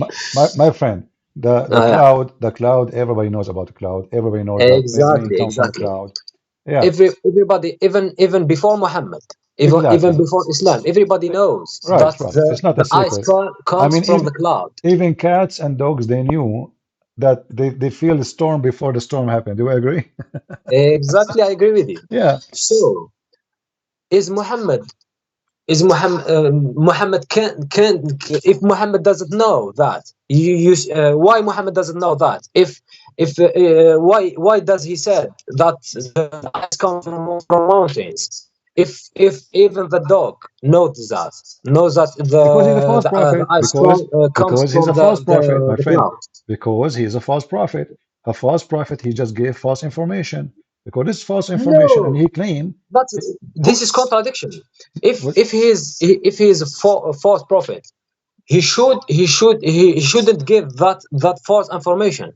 He shouldn't say that the ice comes from exactly. Mountains. But Muhammad at so that time, saying that I'm not prophet, my friend. If you say so. Yeah. Muhammad at that time, he never thought that time will come and people will find out that he's lying. I mean, this is in the sky. Who knows? So at But that time, nobody says that I'm lying. You know what I mean? no. So Listen, if I'm lying, I don't say that I'm lying. I can't say that I'm lying. I'm not saying you're lying. I'm talking about you. I'm saying at that time, Yeah, if I am yeah, lying to those people, how they will yeah. know? I mean, people are at that time, nobody, Everybody knows. Yeah, Even but you back said, then no. they didn't have Nobody any knows. Nobody science. knows how the He's talking ice is about made the yet. Nobody knows fixable how the something. ice. no, My friend, he's talking about the clouds. no. We are talking about the He ice said, now. We're talking about the ice. Ice. Focus on me with the ice. yeah, So Muhammad yeah, he claimed that ice is coming from mountains. We're not talking about rain coming from a cloud. Everybody knows when the cloud come, rain come. That's not secret. So yeah, when yeah. what Muhammad said at that time, how those Arab they will examine what he say if it's true or not. It's impossible. So at that time, it's okay. He can get away with this lie because nobody will know. But time come, and now we know. So Muhammad is a false prophet. What do you think? You are saying that Muhammad is a false prophet because he said that the ice No, is coming it's not from him who said mountains. that. Yeah. From No. the He's not the one who said that. He claimed that the one who Mhm. said that is his God. So either Muhammad he received this message from God or he's fabricating it. But there's no way God do not know how ice is made. Look, we are both Arabics, and we knows that not every word is not specifically like that. If he says mountains in the tafsir, they said that he is talking about clouds, and the clouds are like mountains in the heaven. No. Ibn Kathir, Al-Qurtubi, At-Tabari, Al-Jalalain, all of them, they agree that this is mountains. It's not. They are refuting those, some who they try to fix it. They say, this is Meteor. He is saying, no, they don't. This is not Meteor. I saw you, I can show you, I can show you tons of tafsir. All the Mhm. Muslims agree that this is about mountains. And the Arabic, you see, isn't the Quran says that this is a clear Arabic book? So you don't say mountain unless you say like mountains. Did he say like mountains or he says from mountains? The word, Like, he didn't say like, no, he says from mountains. Min jibalin fiha. Min baradin. He didn't say like mountains. If he added the word like, then I can say, okay, he said like mountains, but no, he did not say. And you know that the Muslims, they claim, and you are a Muslim and you speak Arabic, they yeah, claim that the Arabic Quran is so good. of Okay, course, yeah. so how so good? And then it says such a thing. Shouldn't Allah say So, that so this you is the are saying that likeness of Arabic. mountains if it's not mountains? Did Allah made a mistake? Did Allah drop an important word? No, he didn't make a mistake. You are Arabic, yeah, you are Arabic, Uh-huh. and in Arabic, we don't say in every comparison with we don't say Uh-huh. like mountains. Uh-huh. Do you agree with me? No, but you have to now because now this is the second part of a sentence. No, He is, no, he is not saying, my friend, where in the verse says like. mhm. There's the whole verse, there's no like. Do you see the word like? No, I don't see the word like, Okay, but so did Allah forget the word like? If he wanted to say like, he would say like. Who's going to stop no, him? But he no, never he mentioned didn't. it. But now, because we need to fix the problem, so we add words is not there, so we can fix the mistake in the Quran. That's what you are doing. He didn't forget the word like in Because Arabic. so why it is not there? Yeah, he didn't forget it because in Arabic we are not obliged to say like. What do you It's mean? not like No, English. no, It's no, not like English. no. Here we go. You speak Arabic and I speak Arabic, and this is the Quran. We have tons of example about Allah saying the likeness. Kamathali Adam, don't you know? The likeness Yeah. of Adam. So he can use the same word. This is a parable or this is a likeness. So we do not need, to now to say that Arabic is short of words. Arabic language is very huge, and Okay. your God Allah, He keeps saying that the word. And could you مثله كم could you my give friend me could you give شا me like 2 minutes to give you an example of sentence without the word like, if you okay, don't go mind? ahead, go ahead. Okay.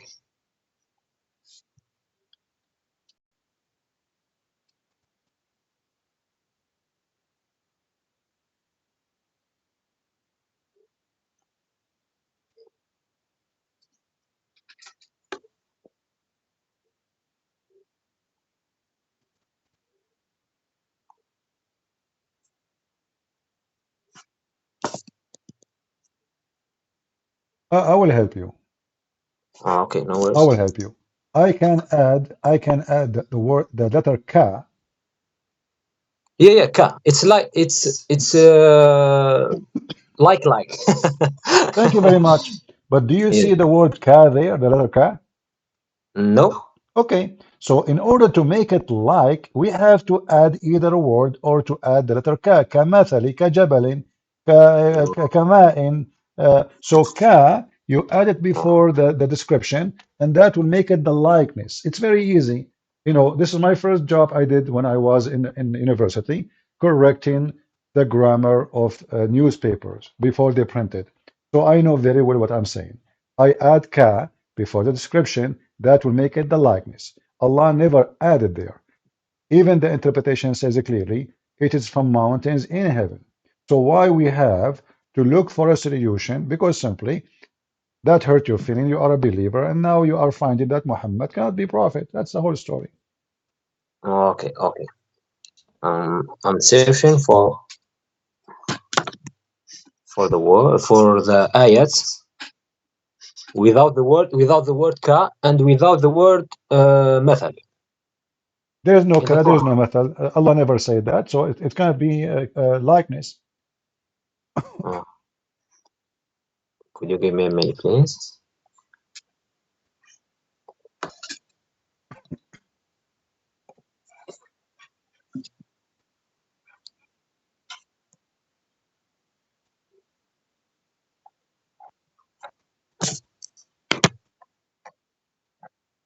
The ayah, Yeah, ayah 13, yeah.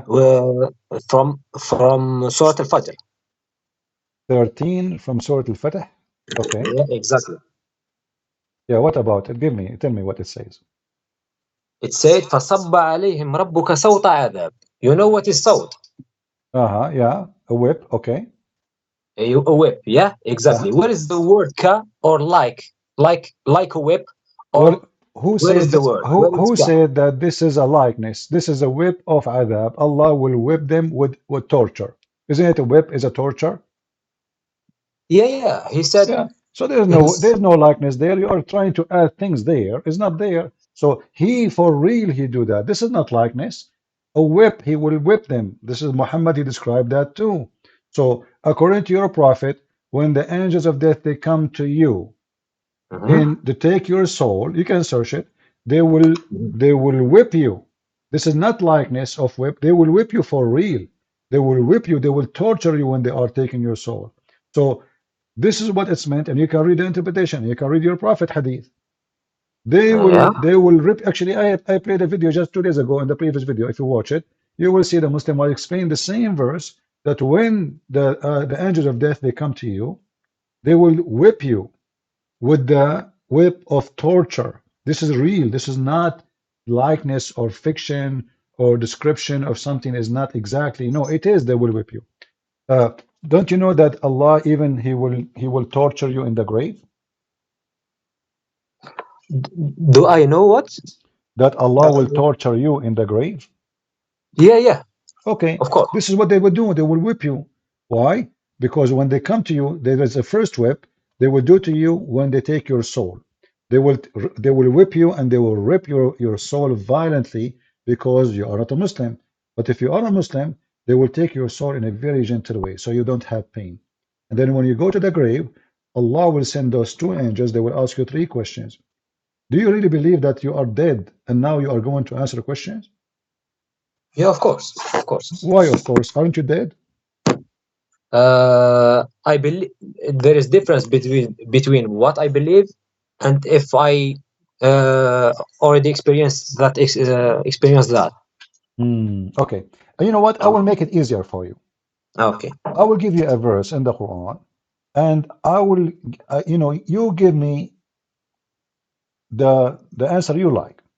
It's very simple. You do not need to be a scholar. And that will lead us, me and you, into a conclusion. Okay, of course. All right. And because you speak Arabic, that is a great. Not like somebody don't speak Arabic, he can say maybe you are in chapter 2, and I will give you the link. Chapter 2, verse number 29. This is the chapter of the cow. Okay. It says, I will let you read. Let me give you the link. Which verse? Sorry. I just gave the link. He can open it. Okay.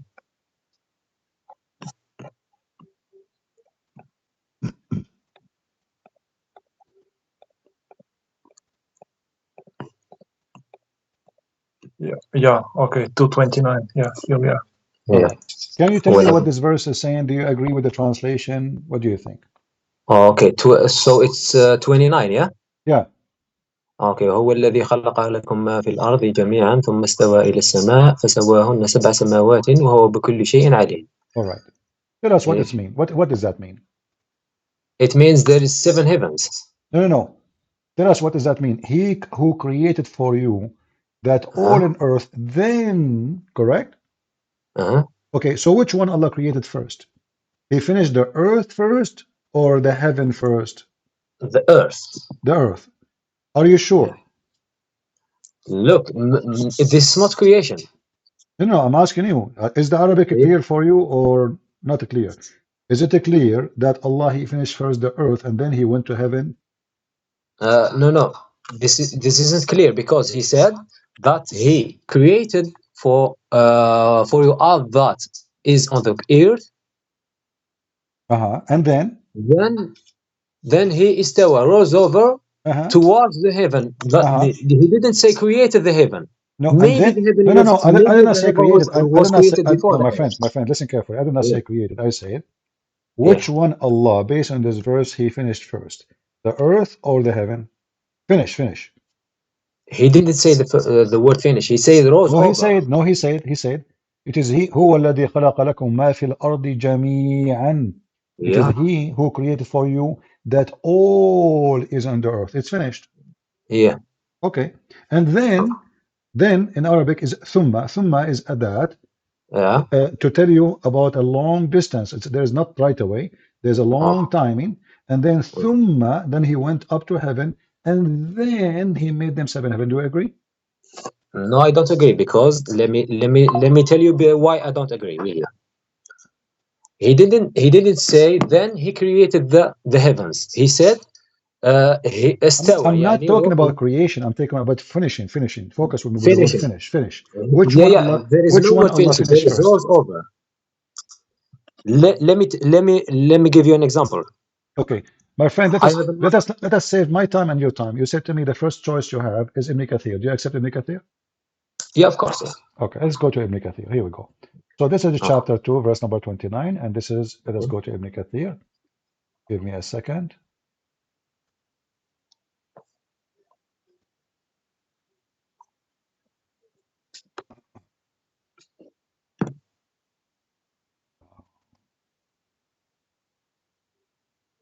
I will give you the link.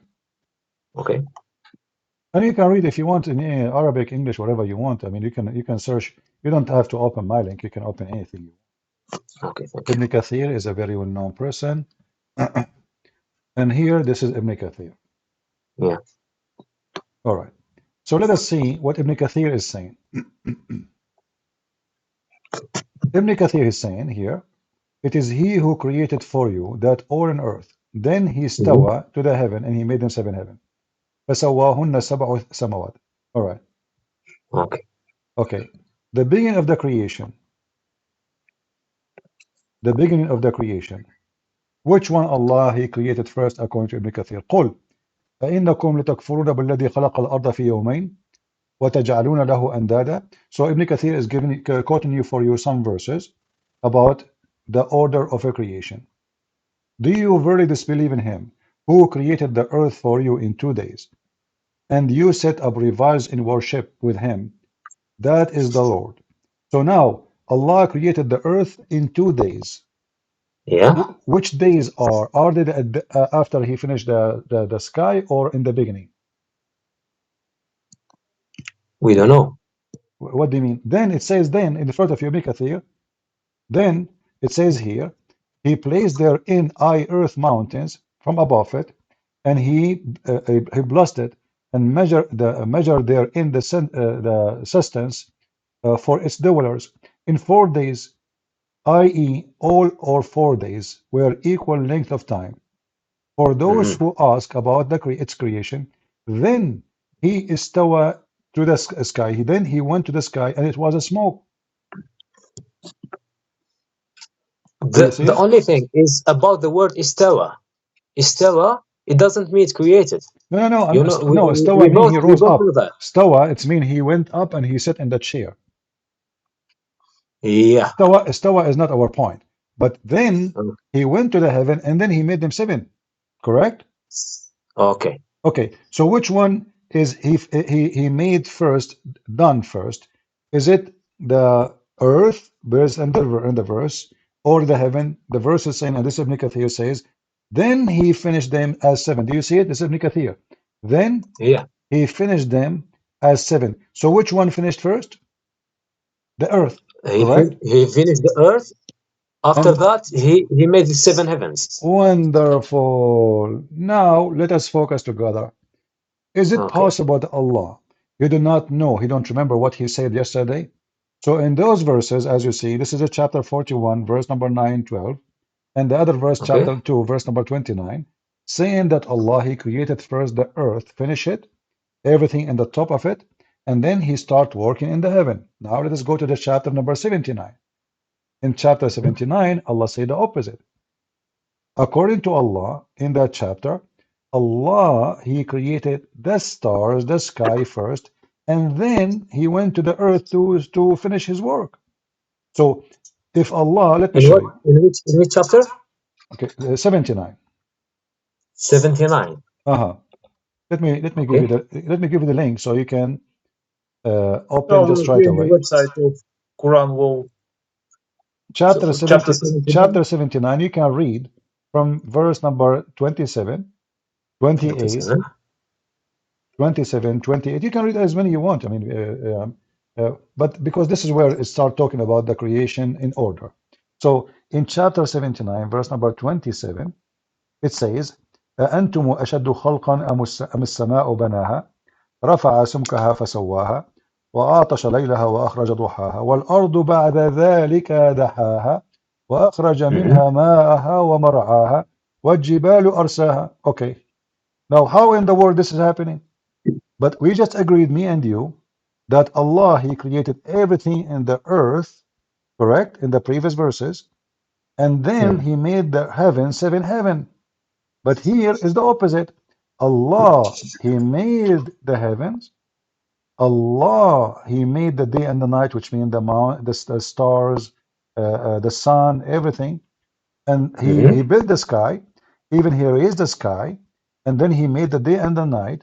And after that, he started working in the earth.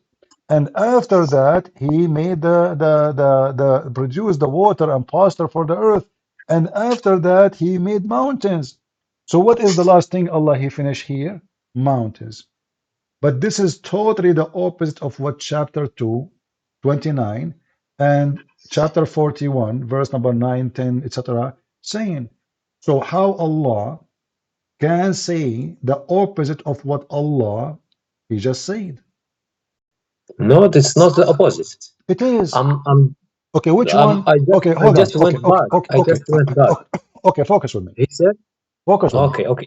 Focus with in me. the chapter 29. If you go to chapter 41, chapter 41, which one Allah he created at the end, the last thing. Let us go to chapter 41.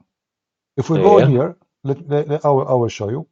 Go to chapter 1, chapter 41, and you can start reading from, if you want, from verse number 9, 10, 11, 12.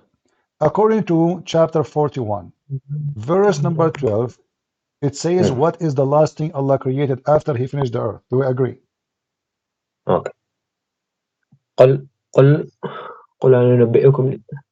No. قل أئنكم لتكفرون بالذي خلق الأرض في يومين وتجعلون له أندادا ذلك رب العالمين وجاء فيها رواسي من فوقها وبارك فيها وقدر فيها قوتها في 4 أيام سواء للسائلين.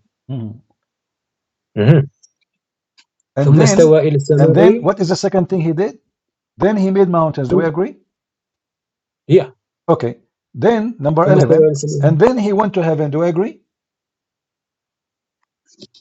ثم let me read it please. ثم استوى إلى السماء وهي دخان فقال لها وللأرض آتيا طوعا كرها.